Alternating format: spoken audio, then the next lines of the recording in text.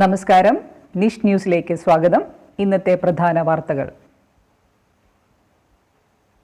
ലോകത്ത് കോവിഡ് രോഗബാധിതരുടെ എണ്ണം 30,88,000. രോഗബാധ മൂലം മരിച്ചവർ 2.25 ലക്ഷത്തോടടുക്കുന്നു. അമേരിക്കയിൽ കോവിഡ് രോഗബാധ മൂലം മരിച്ചവരുടെ എണ്ണം 57,000 കടന്നു.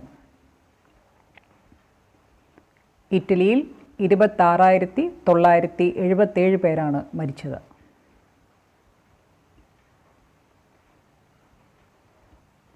ലോകത്ത് കോവിഡ് വ്യാപനം നിയന്ത്രിക്കാനായില്ലെങ്കിൽ 2021 നടത്താൻ തീരുമാനിച്ചിരിക്കുന്ന ടോക്കിയോ ഒളിമ്പിക്സ് ഉപേക്ഷിക്കേണ്ടി വരുമെന്ന് ഒളിമ്പിക് സംഘാടകർ അറിയിച്ചു.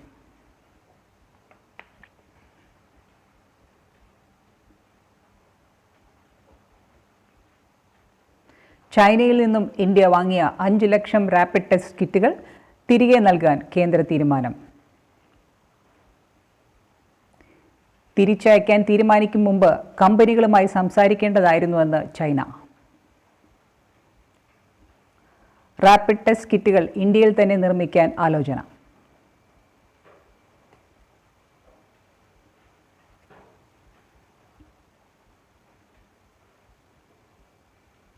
$100 കോടി പുതിയ കരാറുമായി നോക്കിയയും എയർടെലും. ഭാവിയിൽ 5G ലഭ്യമാക്കാൻ ആലോചന.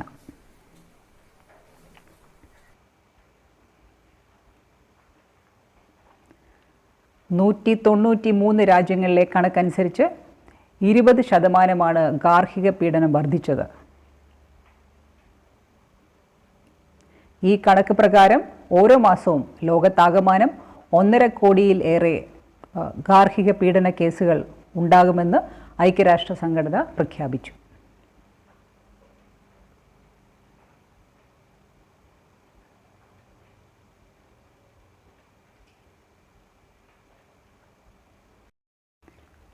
വിദേശത്ത് 3 മലയാളികളാണ് കോവിഡ് രോഗബാധ മൂലം മരണമടഞ്ഞത്.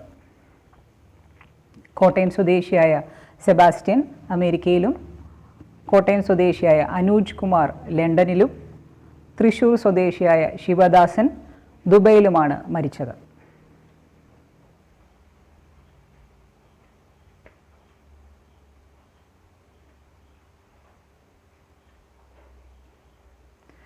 രാജ്യത്ത് കോവിഡ് രോഗബാധിതരുടെ എണ്ണം 30,000-തോട് അടുക്കുന്നു. മരണസംഖ്യ 937.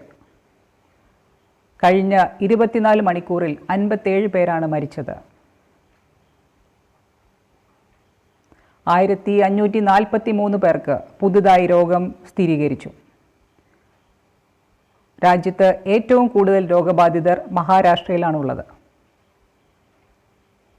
8,590 പേരാണ് മഹാരാഷ്ട്രയിൽ രോഗബാധിതരായത്. ഇതുവരെ 369 പേർ മരിച്ചു.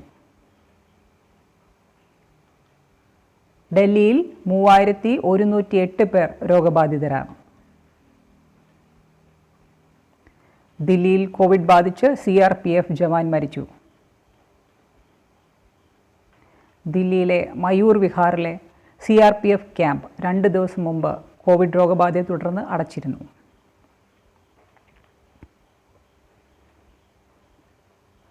ദില്ലിയിൽ ഇതുവരെ 54 പേരാണ് കോവിഡ് രോഗബാധയെ തുടർന്ന് മരിച്ചത്. ഗുജറാത്തിൽ 3,548 പേര് കോവിഡ് രോഗബാധിതരാണ്. 162 പേർ ഇതുവരെ മരിച്ചു. രാജസ്ഥാനിൽ 2,262, മധ്യപ്രദേശിൽ 2,168 പേർക്കാണ് രോഗം സ്ഥിരീകരിച്ചത്. തമിഴ്നാട്ടിൽ 2,058 പേർ രോഗബാധിതരാണ്. ഇതുവരെ 25 പേർ മരിച്ചു.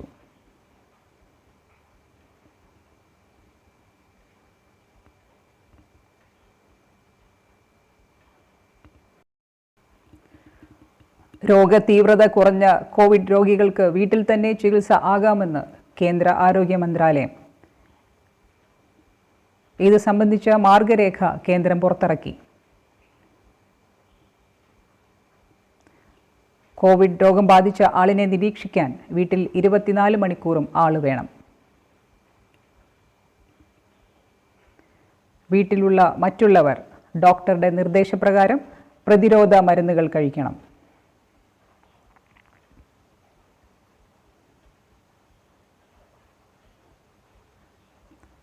രാജ്യത്ത് കോവിഡിനെതിരായുള്ള പ്ലാസ്മ തെറാപ്പിക്ക് അനുമതി നിഷേധിച്ചു.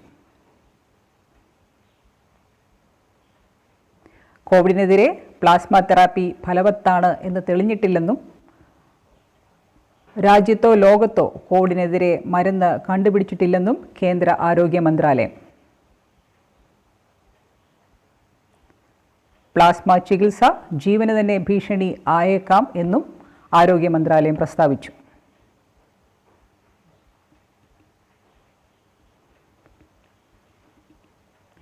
കോവിഡിനെ നേരിടാൻ 2.25 ലക്ഷം കോടി രൂപയുടെ പാക്കേജ് വേണമെന്ന് സംസ്ഥാനങ്ങൾ.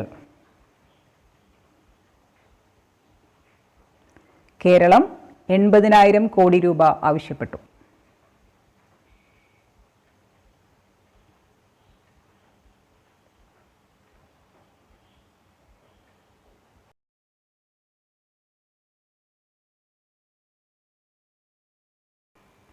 സംസ്ഥാനത്ത് ഇന്ന് 4 പേർക്ക് കൂടി കോവിഡ് രോഗബാധ സ്ഥിരീകരിച്ചു. കണ്ണൂരിൽ നിന്ന് 3 പേർക്കും കാസർഗോഡ് നിന്ന് ഒരാൾക്കുമാണ് രോഗബാധ സ്ഥിരീകരിച്ചത്. 4 പേർ രോഗമുക്തി നേടി. കാസർഗോഡ് നിന്ന് 2 പേരും കണ്ണൂരിൽ നിന്ന് 2 പേരുമാണ് രോഗമുക്തി നേടിയത്. സംസ്ഥാനത്ത് 123 പേർ ഇപ്പോൾ ചികിത്സയിലുണ്ട്. 151 പേരെ പുതുതായി ആശുപത്രിയിൽ പ്രവേശിപ്പിച്ചു. സംസ്ഥാനത്ത് 3101 സാമ്പിളുകൾ പരിശോധിച്ചപ്പോൾ 2682 എണ്ണം നെഗറ്റീവ് ആണ്. ഇതുവരെ 23,909 സാമ്പിളുകളാണ് പരിശോധിച്ചത്. അവയിൽ 23,277 സാമ്പിളുകളും നെഗറ്റീവ് ആണ്. സംസ്ഥാനത്ത് നിലവിലുള്ള ഹോട്ട്സ്പോട്ട് പട്ടികയിൽ 7 ഹോട്ട്സ്പോട്ടുകൾ കൂടി. ഇടുക്കിയിൽ മൂന്നാർ, കരുണാപുരം, ഇടവെട്ടി എന്നീ പ്രദേശങ്ങളും, കോട്ടയത്ത് മേലുകാവ്, ചങ്ങനാശ്ശേരി എന്നീ പ്രദേശങ്ങളും, പാലക്കാട് ആലത്തൂരും, മലപ്പുറത്ത് കാലടിയും ഇവയാണ് പുതുതായി ഹോട്ട്സ്പോട്ട് പട്ടികയിൽ ഇടം നേടിയത്.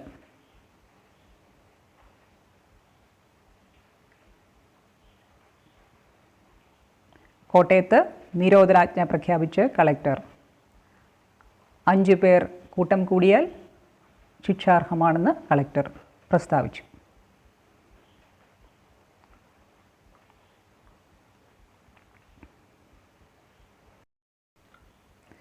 പ്രവാസികളുടെ മടങ്ങിവരവിന് സംസ്ഥാനം സജ്ജമെന്ന് സർക്കാർ. തിരികെ നാട്ടിലെത്താൻ നോർക്ക റൂട്ട്സിൻ്റെ വെബ്സൈറ്റിൽ രജിസ്റ്റർ ചെയ്ത പ്രവാസികളുടെ എണ്ണം 2.25 ലക്ഷം കവിഞ്ഞു.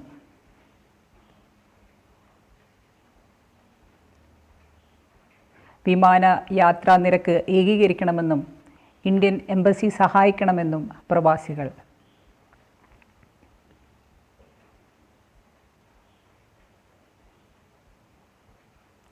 മറ്റ് സംസ്ഥാനങ്ങളിൽ നിന്ന് കേരളത്തിലേക്ക് എത്തുന്നവരെ രജിസ്ട്രേഷൻ നാളെ വൈകിട്ടോടെ നോർക്ക റൂട്ട്സ് വെബ്സൈറ്റിൽ ആരംഭിക്കും.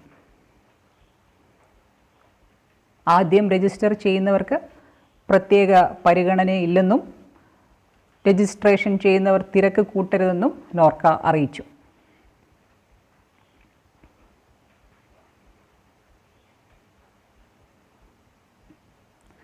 മറ്റ് സംസ്ഥാനങ്ങളിൽ നിന്ന് കേരളത്തിലേക്ക് വരുന്നവർക്ക് അതിർത്തിയിൽ കർശനമായ പരിശോധന നടത്തും.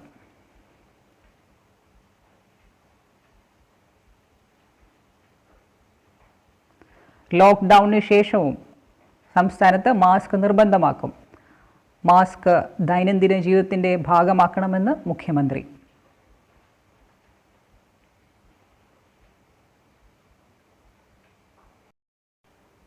സംസ്ഥാനത്തെ സർക്കാർ ജീവനക്കാരുടെ ശമ്പളം പിടിച്ചുവെക്കുന്ന സാലറി കട്ടിന് 2 മാസത്തെ സ്റ്റേക്ക് ഉത്തരവിട്ട് ഹൈക്കോടതി. ഹർജികൾ മെയ് 20 പരിഗണിക്കുമെന്ന് കോടതി. എന്നാൽ ഈ മാസത്തെ ശമ്പളം വൈകുമെന്ന് സർക്കാർ അറിയിപ്പ്. മെയ് 4 മുതലേ ശമ്പള വിതരണം ആരംഭിക്കും.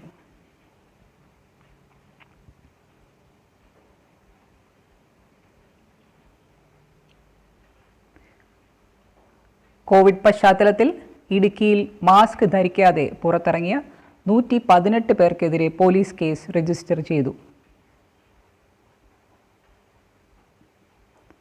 മറ്റുള്ള ലോക്ക്ഡൗൺ ലംഘനങ്ങളുമായി ബന്ധപ്പെട്ട് സംസ്ഥാനത്ത് 216 പേർക്കെതിരെയും പോലീസ് കേസ്.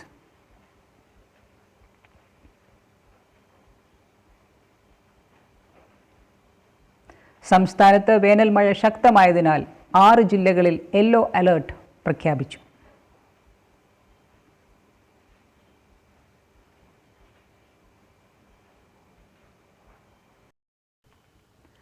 ലോക്ക്ഡൗൺ കാലത്ത് കുട്ടികളും മുതിർന്നവരും ശുചിത്വത്തെ സംബന്ധിച്ച് പാലിക്കേണ്ട ചില നിർദ്ദേശങ്ങൾ പങ്കുവെക്കുന്നു.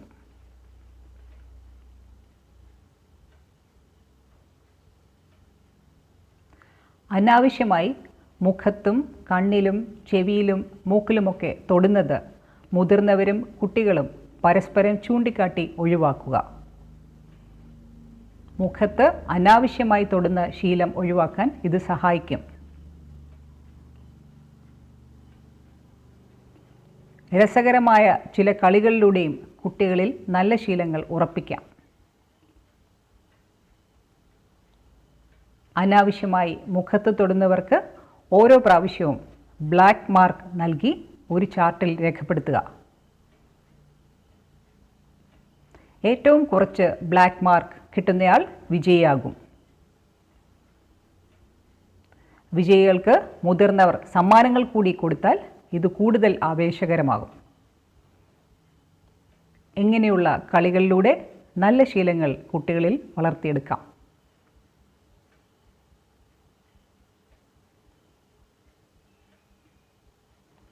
വീടിൻ്റെ മുറ്റത്ത് മണ്ണിൽ കളിക്കുന്ന കുട്ടികൾ സോപ്പും വെള്ളവും ഉപയോഗിച്ച് കൈകാലുകളും മുഖവും കഴുകിയതിനു ശേഷം മാത്രം വീട്ടിനുള്ളിൽ കയറുക.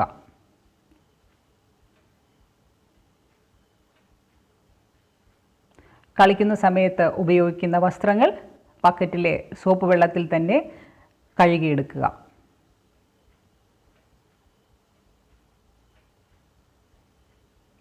അലക്കിയ വസ്ത്രങ്ങൾ സൂര്യപ്രകാശത്തിൽ ഉണക്കിയെടുക്കുക.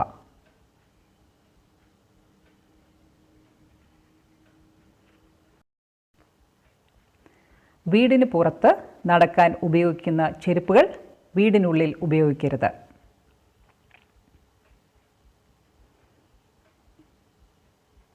ഓരോ തവണയും ഭക്ഷണം കഴിച്ചിട്ട് കൈ കഴുകുമ്പോൾ വാഷ് ബേസിനുകൾ വൃത്തിയാക്കാൻ ശ്രദ്ധിക്കുക.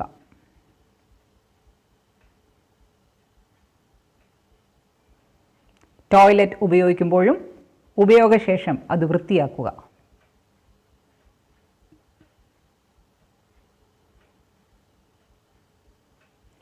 ഭക്ഷണം കഴിക്കുന്നതിന് മുമ്പും ശേഷവും കൈകൾ വൃത്തിയായി സോപ്പ് ഉപയോഗിച്ച് കഴുകുക.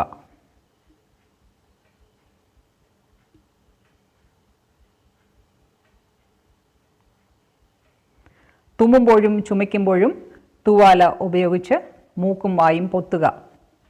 അത് സാധ്യമല്ലെങ്കിൽ കൈമടക്കിൽ തുമ്മുകയോ ചുമയ്ക്കുകയോ ആകാം. അറിയാതെ കൈകളിൽ തുമ്മുകയോ ചുമയ്ക്കുകയോ ചെയ്താൽ കൈകൾ സോപ്പും വെള്ളവും ഉപയോഗിച്ച് 20 സെക്കൻഡ് നേരം നന്നായി കഴുകുക.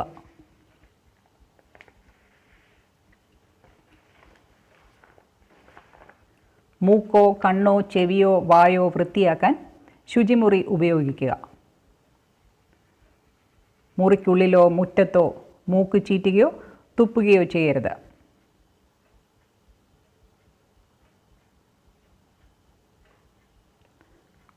മൂക്കോ കണ്ണോ ചെവിയോ വായോ വൃത്തിയാക്കിയതിന് ശേഷം കൈകൾ സോപ്പ് ഉപയോഗിച്ച് വൃത്തിയായി കഴുകുക.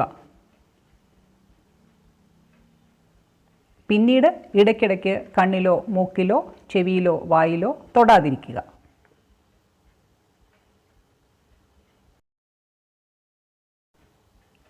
ജലദോഷമോ തൊണ്ടവേദനയോ പനിയോ ചുമയോ ഉണ്ടെങ്കിൽ വീട്ടിലെ മുതിർന്നവരെ പെട്ടെന്ന് തന്നെ അറിയിക്കുക.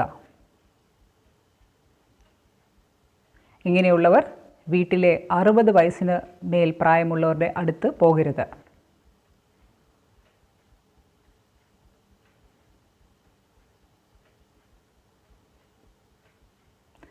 എപ്പോഴെങ്കിലും പുറത്തു പോയാൽ തിരിച്ചു വന്ന് വീട്ടിലിരിക്കുന്ന പ്രായമുള്ള ആളുകളുടെ അടുത്ത് കുളിച്ച് വസ്ത്രം മാറിയതിനു ശേഷം മാത്രം പോവുക.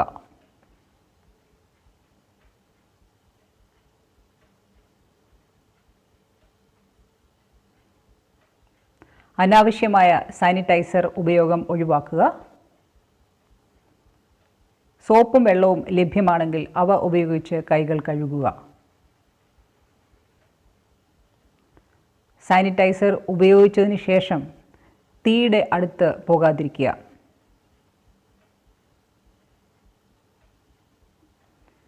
ചെറിയ കുട്ടികൾക്ക് കൈയെത്താത്ത ഇടങ്ങളിൽ സാനിറ്റൈസർ സൂക്ഷിക്കുക.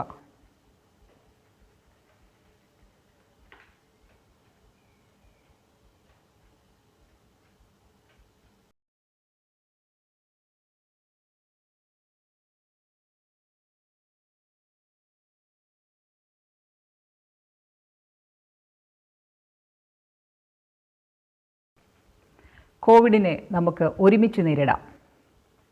സാമൂഹിക അകലം പാലിക്കുക, വ്യക്തി ശുചിത്വം പാലിക്കുക, ചുമയ്ക്കുമ്പോഴോ തുമ്മുമ്പോഴോ തൂവാല കൊണ്ടോ കൈമടക്ക് കൊണ്ടോ വായും മൂക്കും പൊത്തുക, കൈകൾ ഇടയ്ക്കിടയ്ക്ക് സോപ്പ് ഉപയോഗിച്ച് 20 സെക്കൻഡ് നേരം കഴുകി വൃത്തിയാക്കുക,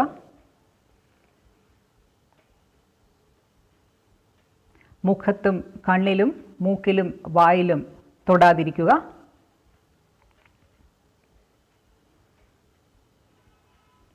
അനാവശ്യ യാത്രകൾ ഒഴിവാക്കുക, വീടുകളിൽ തന്നെ തുടരുക, തുടർച്ചയായി തൊടുന്ന സ്ഥലങ്ങൾ അണുവിമുക്തമാക്കുക,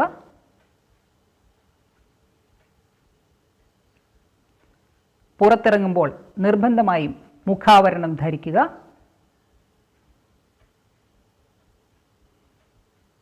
പൊതുസ്ഥലങ്ങളിൽ തുപ്പാതിരിക്കുക.